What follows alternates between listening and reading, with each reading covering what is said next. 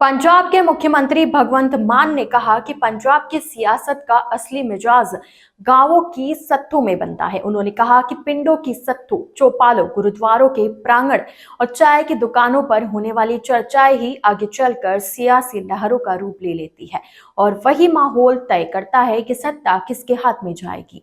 बुल्लरहड़ी में लोगों को संबोधित करते हुए मुख्यमंत्री ने कहा कि पंजाब का ग्रामीण समाज राजनीतिक रूप से बेहद जागरूक है। यहाँ लोग खुलकर अपनी राय रखते हैं और हर मुद्दे पर खुली बहस होती है। गांवों में बनने वाला यही जनमत आगे चलकर चुनावी नतीजों की दिशा तय करता है। लोकतंत्र में आम लोगों की आवाज सबसे बड़ी ताकत होती है और गांवों के सार्वजनिक स्थान उस आवाज को आकार देने वाले सबसे प्रभावशाली मंच है।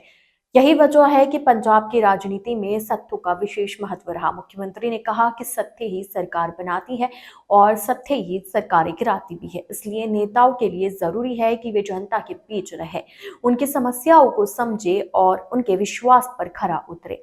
उन्होंने कहा कि गांव की सत्तों की अपनी एक अलग ताकत होती है। यहाँ किसी की तारीफ शुरू हो जाए तो वह बात देखते ही देखते आसमान तक पहुंच जाती है और अगर आलोचना शुरू हो जाए तो वही बात पल भर में जमीन तक आ गिरती है। यही कारण है कि सत्तों में बनने वाला जनमत बेहद तेज और प्रभावशाली माना जाता है, जो पंजाब की सियासत की दिशा बदलने की ताकत रखता है। सियासी हलकों में इस बयान को मौजूदा किसान आंदोलन के संदर्भ में भी देखा जा रहा है। माना जा रहा है कि मुख्यमंत्री का यह संदेश किसानों के बीच बढ़ रहे आक्रोश को शांत करने की कोशिश है। खासकर मालवा क्षेत्र के किसानों की नाराजगी लगातार तेज होती दिखाई दे रही है। मुख्यमंत्री भगवंत मान ने कहा कि पंजाब सरकार का आगामी बजट कई नई जनहितैषी पहल शुरू करेगा, जिसका उद्देश्य आर्थिक विकास में तेजी लाना और लोगों के लिए जन कल्याणकारी उपायों को मजबूत करना है।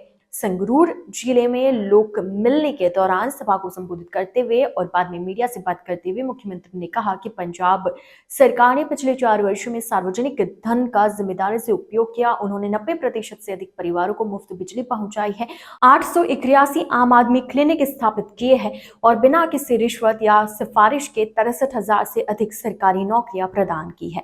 भगवंत मान ने कहा कि पारंपरिक राजनीतिक दलों ने पंजाब पर कर्ज का बोझ डाला और अपने हितों के लिए काम किया, जबकि पंजाब सरकार सरकारी खजाने के एक एक रुपए का उपयोग जनता के कल्याण के लिए कर रही है। उन्होंने केंद्र सरकार पर पंजाब का वाजिब हक रोकने और ध्रुवीकरण की राजनीति के जरिए लोगों को बांटने की कोशिश करने का भी आरोप लगाया। पंजाब सरकार का आगामी बजट कई जनहितैषी पहल शुरू करेगा। पंजाब सरकार ने पिछले 4 वर्षों में पंजाब के सर्वांगीण विकास पर ध्यान केंद्रित करते हुए करदाताओं के पैसे का विवेकपूर्ण उपयोग किया है। पहली बार इतिहास में रविवार को बजट पेश किया जाएगा, जो राज्य के आर्थिक विकास को और गति देगा।